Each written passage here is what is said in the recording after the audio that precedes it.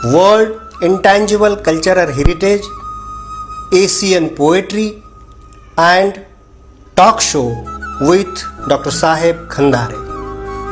मित्रों नमस्कार। हम कई बार संस्कृति के बारे में जब सोचते हैं तो संस्कृति के अनुसंधान का सबसे बड़ा पुरातत्वीय साधन होता है मंदिर एवं देवल। मंदिरों की बात चल रही है तो हम आसिया के कुछ देशों में जो मंदिर बनाए गए हैं बहुत प्राचीन काल में उसका मुआयना करते हैं। तो कंबोडिया में सबसे बड़ी महादेव जी के मंदिर वहाँ दिखाई देते हैं। पाकिस्तान में भी महादेव जी के बहुत बड़े बड़े मंदिर थे और है भी। इसी तरह अगर समूचे आसिया का मुआयना करेंगे तो हमें एक तो भगवान महादेव जी के मंदिर दिखेंगे या फिर माता मंदिर दिखेंगे, और सबसे ज़्यादा मंदिर तो सिर्फ मातृ देवता के ही है। बड़े बड़े मंदिरों से लेकर के बहुत छोटे छोटे देवल तक और बड़े बड़े शहरों से लेकर के छोटे छोटे गांव और कबीलों में भी हमें मातृ देवता के मंदिर या देवल मिलते हैं। यह सब क्यों हुआ? क्योंकि समूचे विश्व की संस्कृति महिलाओं ने बनाई हुई है, क्योंकि कृषि की खोज ही उनकी है। और वो जब कृषि की खोज हुई तब से लेकर समूचे संसार में जो उत्क्रांति हुई, जिसे हम मानव उत्क्रांति कहते हैं, उसमें अपना अव्वल दर्जा का स्थान साबुत रखने की एक सामाजिक व्यवस्था महिलाओं ने की थी, जिसे हम मातृसत्ता कहते हैं। मातृसत्ता का सबसे बड़ा और पहला पड़ाव ये था कि हर टोली की जो माँ होती थी, प्रमुख स्त्री होती थी, वह उस टोली के लिए अपने माँ के बराबर होती थी। इसलिए हर महिला मंदिर में या मातृ मंदिर में जो देवता होती है उसे हम माँ के नाम से पुकारते हैं। अगर बात आसिया की करेंगे हम तो निरत्ती से लेकर के भारत की निरत्ती, भारत, नेपाल, बांग्लादेश, श्रीलंका, ये दक्षिण आसिया की निरत्ती से लेकर के पार्वती, काली, चंडी, ये ऐसी जो देवताएं हैं वो हमें मातृसत्ता के अग्रभाग में दिखाई देती है, वो भी प्रागैतिहासिक काल में, बहुत पुराने काल में। उसके साथ ही चंडी, ईड़ा, सिरियन, सिबिल, दिति, आदिति, कद्रू, ऐसी कई सारी मातृ देवताएं हमारे इतिहासों में, हमारे पुराणों में हमें दिखती है। ये सब मातृ देवता के स्थानों को अगर हम देखेंगे तो हमें ये पता चलेगा कि ये मातृ देवताएं कौन थी। तो सामाजिक व्यवस्था को चलाने वाली एक सरकार थी। सामाजिक व्यवस्था को चलाने वाली अपने आप में एक बहुत बड़ी संस्था थी। आगे चल करके इन मातृ देवताओं के जो संकुल बने, जो आगे चल करके जो पीठ बने, जैसे कि हम उनको शक्ति पीठ भी कहते हैं, ऐसे जो पीठ बने, उन पीठों से कई सालों तक, हजारों सालों तक ये व्यवस्था आगे बढ़ती रही। और फिर नए नए आविष्कार सामने आने लगे, नई नई खोजें हो रही थी और उसके साथ ही ये समूची संस्कृति आगे बढ़ रही थी। लेकिन अगर हम बहुत ही सूक्ष्मता से देखेंगे तो ये सब संस्कृति कृषि पे आधारित थी, खेती पे आधारित थी, किसानों की ये संस्कृति थी।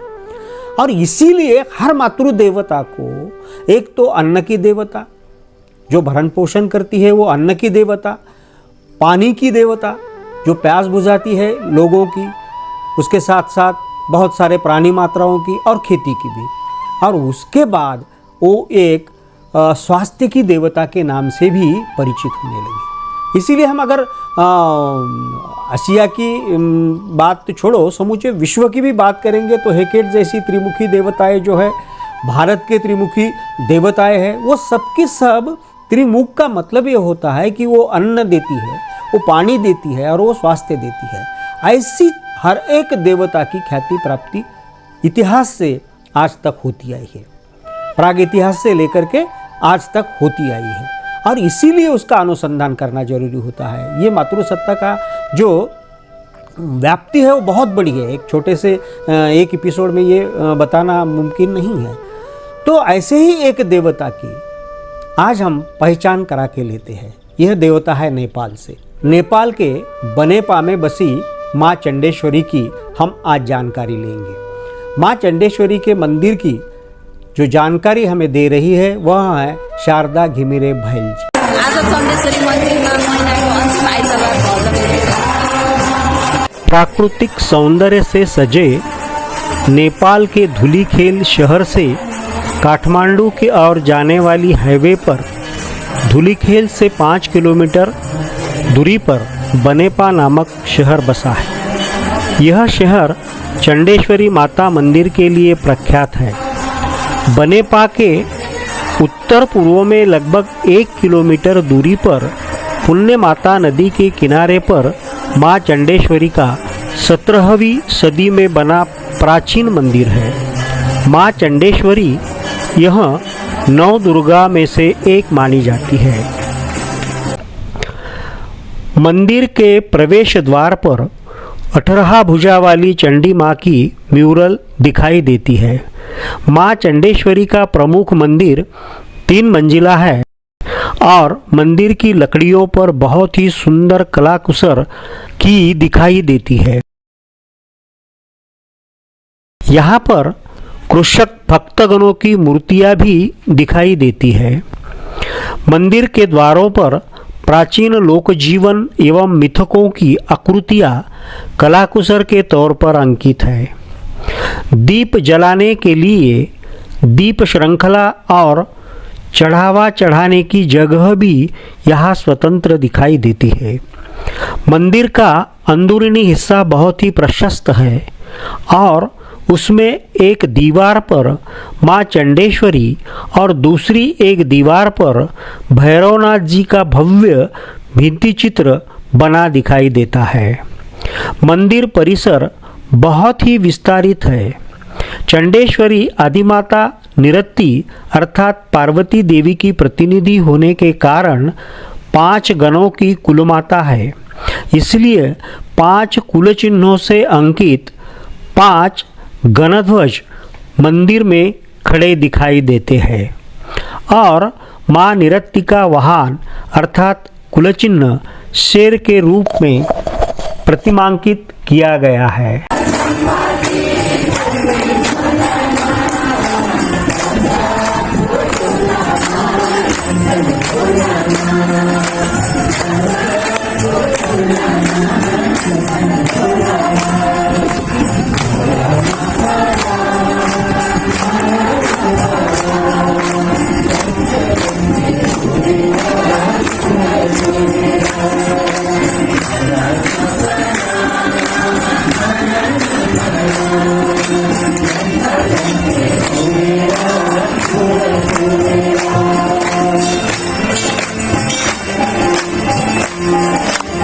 हरेक महिनाको अन्तिम आइतबार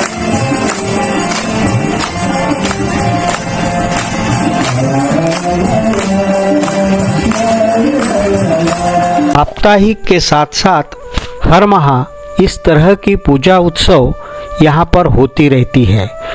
पूजा की समाप्ति आरती से की जाती है।